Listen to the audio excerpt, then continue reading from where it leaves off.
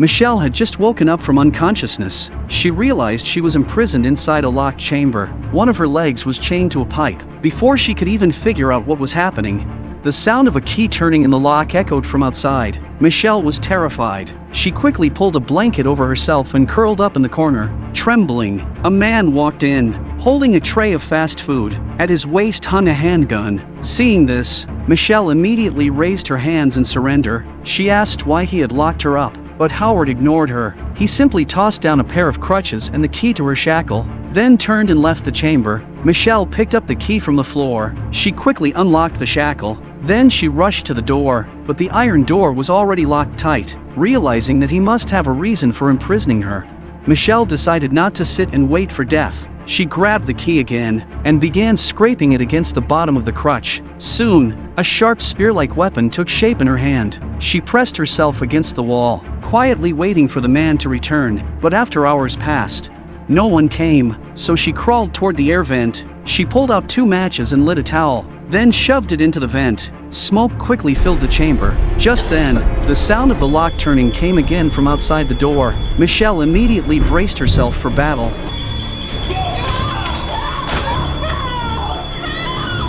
When Michelle regained consciousness again, she was still inside the chamber, but this time, the door was left open. She hurriedly stepped outside. To her surprise, she discovered a massive stockpile of water and food, but before she could process it, Michelle noticed a man hiding in the corner. Emmett. Before she could react, Howard walked in. Faced with Michelle's questions, he finally told the truth. The Earth had been attacked by aliens. The air outside was no longer safe for humans to breathe. That was why he built this underground bunker. Emmett was someone he had rescued from outside, and Michelle had been brought here after she was knocked unconscious in a car accident. Howard claimed he had found her and saved her life. Howard then led the 2 of them out, taking them to see the living room of the bunker. Here, the facilities were even more complete. Not only were there countless DVDs and books, but even household appliances were fully stocked. It was clear that Howard had made thorough preparations for the end of the world. Yet deep down, Michelle remained doubtful. Howard quickly noticed the suspicion in her eyes, so he took her to the entrance of the bunker. 2 heavy steel doors sealed them off completely from the outside world. Howard first unlocked the outer door, allowing Michelle to step outside. Through the small window, she saw nothing but silence. The ground was littered with animal carcasses. The sight sent a chill through Michelle's heart. Could it really be the end of the world?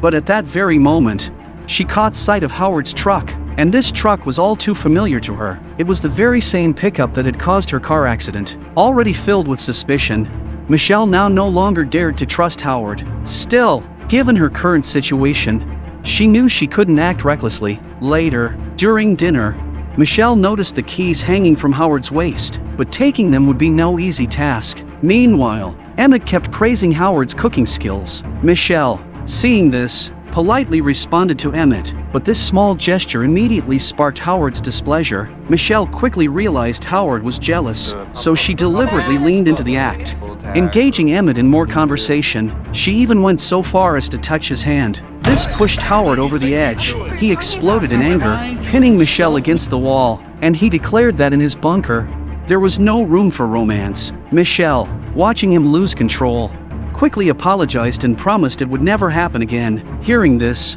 Howard finally let her go, but what he didn't know was that, during his furious outburst, Michelle had already managed to steal the keys. Just then, the sound of an engine roared from above. Seizing the moment, Michelle smashed a bottle over Howard's head. She knocked him to the ground, then rushed toward the bunker's exit. But as she was fumbling with the lock, Howard had already caught up to her. At the last moment, Michelle managed to unlock the first iron door, but just as she was about to open the second one, she suddenly spotted a small car outside. It seemed clear now there hadn't been an apocalypse after all. There were still other people alive out there. She immediately quickened her pace, desperate to finish unlocking the door. Suddenly, a woman appeared right at the entrance. She begged Michelle to let her inside. The sight startled Michelle so badly that she froze in place. Looking at the woman's face already twisted and deformed, Michelle didn't know what to do. Howard rushed over and forcefully tried to stop her. He insisted that the woman was infected with the virus. If Michelle opened the door, everyone inside would be contaminated. In the end, Michelle didn't open it. When she returned to the bunker, the image of that horrifying moment kept replaying in her mind. For the first time, she fully believed Howard's claims about the apocalypse. Her thoughts of escaping faded away completely. And so, in the days that followed, the three of them began living a strangely harmonious life inside the bunker. They ate together, they played games together. But one day, while Michelle was gathering supplies, she stumbled upon a ladder. Above it was a hatch window. Without hesitation, she climbed up. When she reached the hatch, she was greeted by a terrifying sight. On the glass, written in smeared blood, was a desperate message for help. Even more chilling, it had been written from the inside. Michelle froze, her heart racing. Could it be that someone else had been trapped here before them? As she climbed back down the ladder, determined to confront Howard, her foot suddenly stepped on something. She picked it up and realized it was a woman's earring. This discovery reignited her suspicions about Howard. She immediately shared what she found with Emmett. The moment Emmett saw the earring, his face went pale. He recognized it instantly. It belonged to his sister's missing classmate. Michelle then pulled out one of Howard's books. Inside was a photo of that same girl. She asked Emmett to confirm, and in that moment, the truth hit them both like a thunderbolt. Howard must have imprisoned and killed the girl. Terrified by this realization, they knew they couldn't just sit and wait to die. That night, Emmett secretly hid a pair of scissors on him. He used them to cut through a plastic bottle, fashioning a makeshift breathing mask. Meanwhile, Michelle relied on her college sewing skills. She began stitching together 2 protective suits out of whatever materials she could find. But as she was in the middle of sewing, she noticed Howard walking toward her. Startled, she quickly hid everything away. Howard suddenly called them together. He opened a cabinet,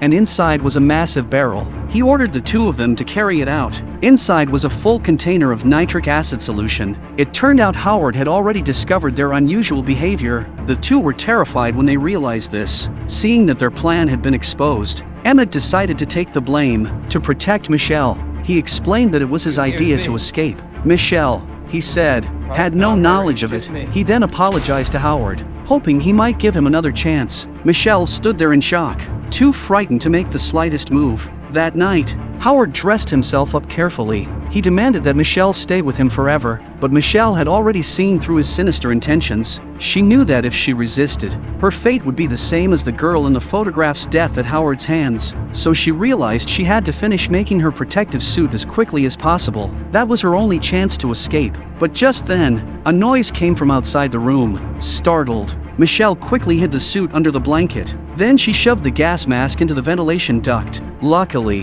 Howard came in and didn't notice anything unusual. But as he turned to leave, a loose screw fell to the ground. Catching his attention, he immediately reached toward the vent. Although he didn't find the mask, he did discover the protective suit hidden under the blanket.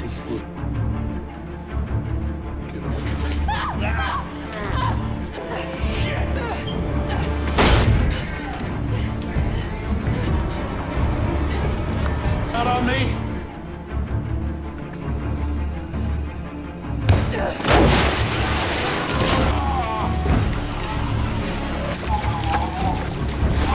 When the acid came into contact with the electrical wires, it instantly ignited a raging fire. Michelle rushed to put on the protective suit and pulled the mask over her face. Just before the flames completely consumed the bunker, she managed to escape. The surface world above was eerily silent. She got into a car, ready to drive away, but in her haste, the edge of her suit tore open. Panicked, Michelle quickly sealed the rip with duct tape. At that moment, she spotted a flock of birds flying across the sky. Taking a chance, she removed her mask. To her relief, she could breathe normally. Overjoyed, Michelle realized Howard had lied about the outside world being toxic, but her joy didn't last long, because in the distance, she saw something terrifying. Hovering in the sky was a massive alien spacecraft. Before she could fully process what she was seeing, the explosion from the bunker drew the ship's attention. As Michelle got a clear look at the vessel, she finally understood. The end of the world had truly arrived. Michelle quickly hid inside a small wooden shed nearby. Through the narrow gaps in the wall, she peeked outside. Sure enough, she saw an alien creature. It was now undeniable the Earth had truly been invaded. Only after the creature wandered off, failing to notice any humans, did Michelle dare to slip out of the shed. But she had barely taken a few steps before the alien reappeared. This time, it released a massive cloud of poisonous gas. Michelle hurriedly picked up her discarded mask and put it back on. That quick action allowed her to escape the toxic attack. Yet at that very moment, the alien suddenly emerged again. Terrified, Michelle dove into a nearby pickup truck for cover. The creature opened its massive jaws and ripped away her gas mask in an instant. Then, using its strength, it lifted the entire pickup into the air. Opening its monstrous maw once more, it prepared to devour both Michelle and the truck in one bite. Just as the situation reached its most desperate point, Michelle noticed a lighter lying beside her. She also spotted a bottle of liquor inside the truck. Without hesitation, she fashioned a Molotov cocktail. The moment the truck slammed back onto the ground, she hurled it at the alien. A fiery explosion erupted, tearing the creature into pieces. Finally, Michelle could breathe a sigh of relief. She quickly abandoned the destroyed pickup and jumped into a nearby car. With the engine roaring, she sped away from the scene, but the road ahead was eerily empty. Not a single soul in sight. For a moment, Michelle feared she might be the last survivor left on Earth. Then, unexpectedly, the car radio crackled to life. Glancing at a roadside sign, Michelle made her choice. She gripped the wheel firmly and drove straight toward the small-town hospital.